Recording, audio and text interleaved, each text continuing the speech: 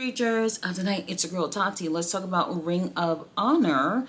I just watched it for the second time because I was so blown away from the CMLL Pokemon show that I forgot what happened watching it the first time. So I watched it again just to keep my eyes on it because I was just like, that show was so good. If you didn't see the CMLL show, check it out on their YouTube channel. Really great show.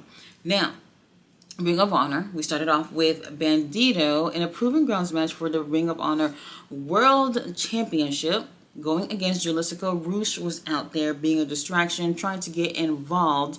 And unfortunately, cutie referee Brandon is paying attention and tells Roosh, get the hell up out of here. You're distracting me. I need to do my job. The match lasted, well, it's supposed to be 10 minutes. If you can last 10 minutes with the champion, you have a future shot to go against him for the title. And I want to say it was like 6 minutes because as soon as Roosh left, then our boy Bandito ends up taking the win, like as if Jalisco necessarily needed Roosh to be out there so that he can win. I get it, heel tactics or whatever, but Jalisco is an amazing wrestler, and this is interesting to say, but Jalisco and Bandito, their styles in the ring are similar, and their looks in terms of, well, the masses, I don't want to say too similar, but they look like they can be partners. So something about that, that they look like they could be together is pretty cool. But I didn't like the fact that Jalisco lost this match. I would have been cool with him winning, just lasting the 10 minutes. That's it. Just lasting the 10 minutes and then going for the title at a later date. They could have used that time, that spread the time between Jalisco actually going for a title with him just having singles matches, kind of putting him back on the map again, kind of showing that, hey, this is why I got an opportunity to go against the champion for the title again. And I feel like that opportunity was lost. They could have had him win and build him up to, getting that match with Bandito, and it didn't go that route, which I did not like. Now, after the match, we had Blake Christian, who is in a hoodie, who comes out there and attacks Bandito. Bandito's getting his ass whooped. Lee Johnson said, hey, buddy, I'll join the ass whooping, and he's stomping out on Bandito. But then, here comes Hologram for the Kids, who start coming out.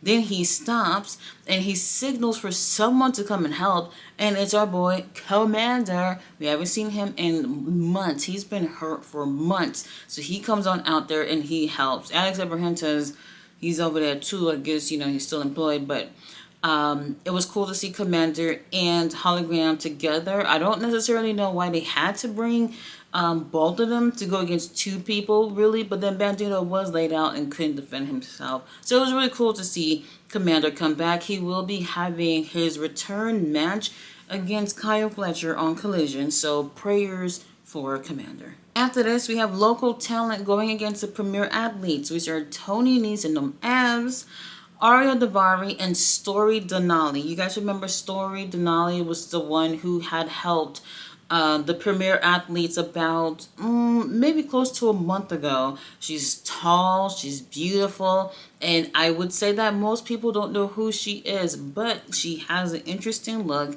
and I was just like, great, this is good. Now, Mark Sterling has had surgery, so he's not going to be on the show. So Tony Nese is doing the talking, and their contingency plan, Story Denali, is out here to whoop ass. Now, the men are in the ring doing their thing, and I'm just like, when y'all gonna tag Story in? Story gets tagged in. I've never seen her in the ring, and like I said, most people, at least on my chat, have never seen her in the ring, and she gets in there, and after I want to say 3 moves tops, she takes the win for the team. I did not like that. I feel like I couldn't tell you anything about her even after watching the match. I don't know how long she's been wrestling. Never seen her do anything before. And for the first time, after people have seen her for the first time, coming to Ring of Honor, this was not a good... Was it horrible? No, it was not horrible. It was just like, I can't tell what kind of wrestler you are. I don't know if I like you with 3 moves. I don't want her to be put out there as a powerhouse, because unfortunately I feel like promotions don't know how to book these powerhouse wrestlers that can only do like a handful of moves because they're so big, they're so tall, they're so strong. Like, how could you beat them? I don't like that. So honestly, I feel like I didn't get to see her do anything, and I don't necessarily have an opinion on if she's good or not. All I know is I would like to see her at this point one on one or doing more than 3 moves with somebody in the ring so I can get a feel on what type of wrestler she is. After this, we have another vignette of the frat house who have been partying at a frat house apparently, and this time they have Blue Meanie who is trying to join the frat house, and he's doing his thing to get into the group, and it's absolutely insane. So much fun. I really do love this group, but they're probably, you know what I think was happening here?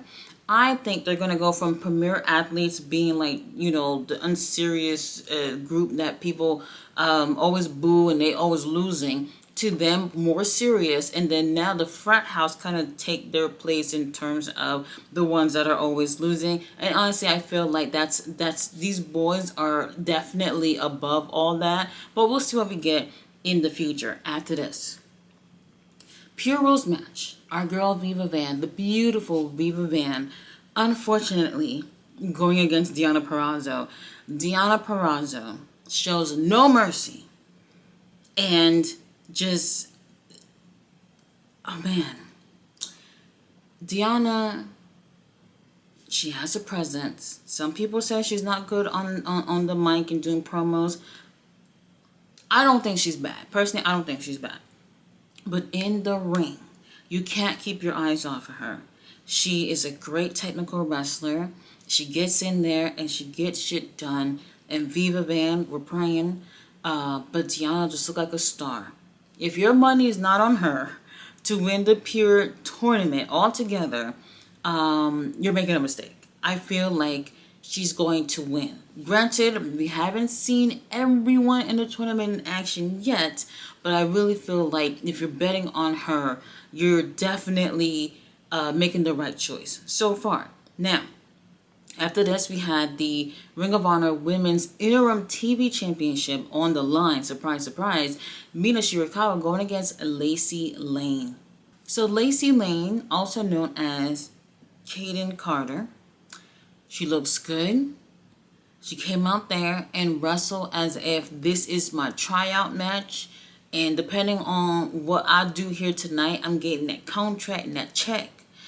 And I was blown away. The chemistry with her and Mina Shirakawa, who's probably, I'm almost willing to bet, never been in the ring together, was absolutely amazing. I absolutely enjoyed this. In my opinion, I think this was match of the night. Match of the night, 100%. And Tony Khan, I cannot thank you enough for not having this be a squash situation. That's one. And then two, Mina being the interim. I know a lot of people don't take being an interim champion seriously, but this right here made it feel like despite someone else holding the title, filling in for Red Velvet, who's injured, they made this feel like a big deal. And Lacey, at times, even though I didn't feel like she was going to win, because obviously her first match over there, and why would they give her the title?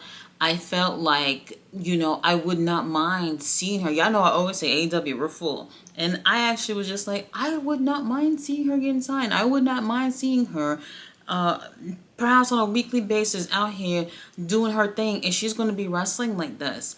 Obviously, because this is the interim championship, I feel like it wasn't going to go anywhere. Even if it was going to be like one of the Ring of Honor girls, the typical girls in Ring of Honor, to go against Mina, I feel like this title isn't going to change hands at all. We're not going to see anything regarding the title moving anywhere until Red Velvet gets back, obviously. And for me, I just thought like, wow, like Lacey, she looks good.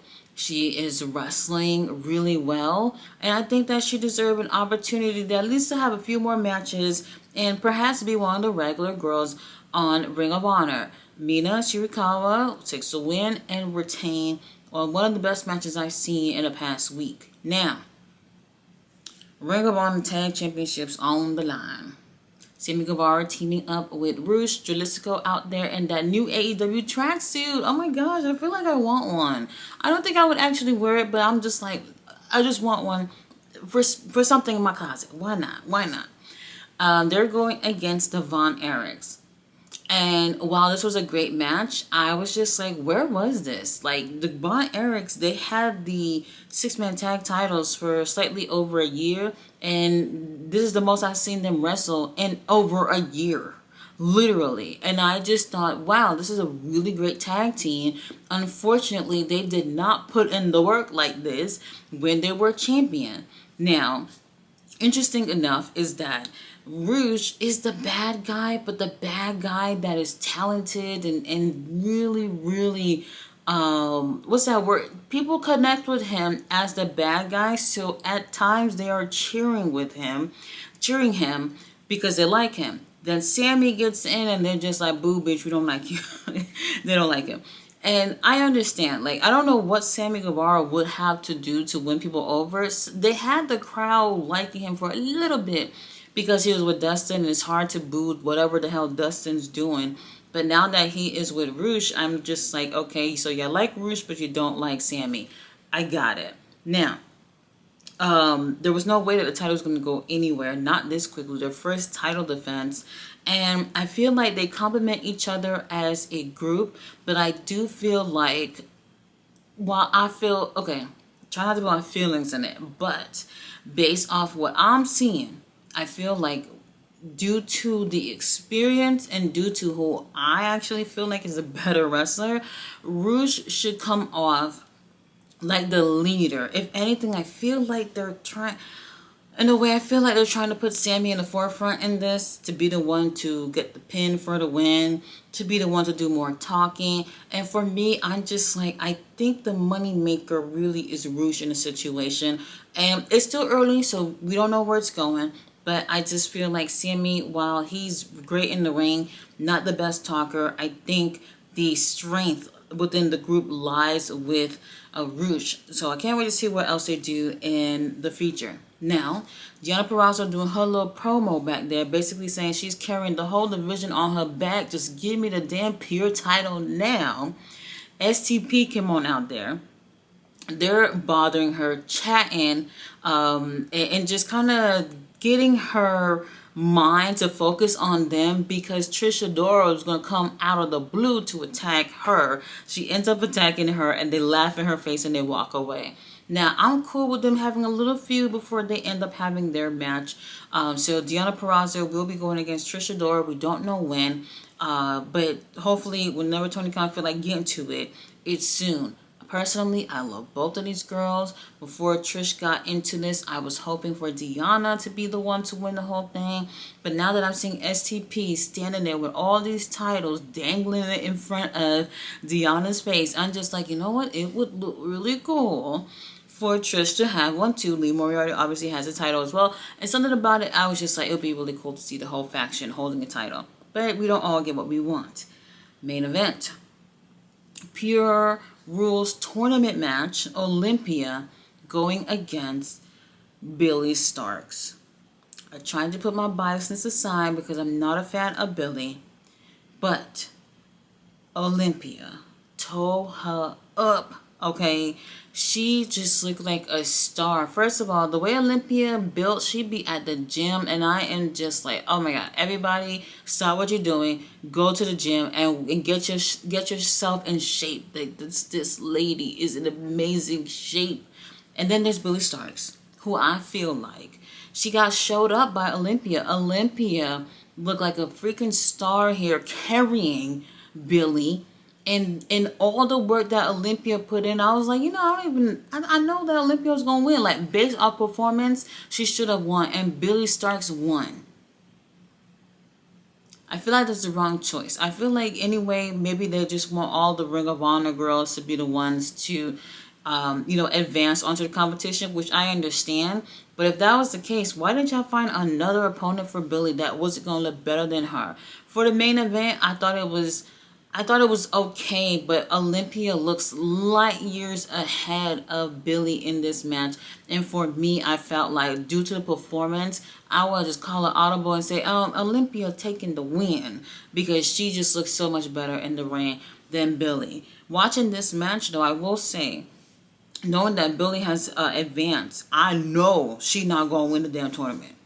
because everyone else who's going to advance are better than her, and I don't believe that she will be able to beat anyone else. So the next match within her side of the bracket will be Yuka Sakazaki to go against Serena Deeb, where that match will go against Billy Starks to advance on to the finals. I think I'm doing math right on that.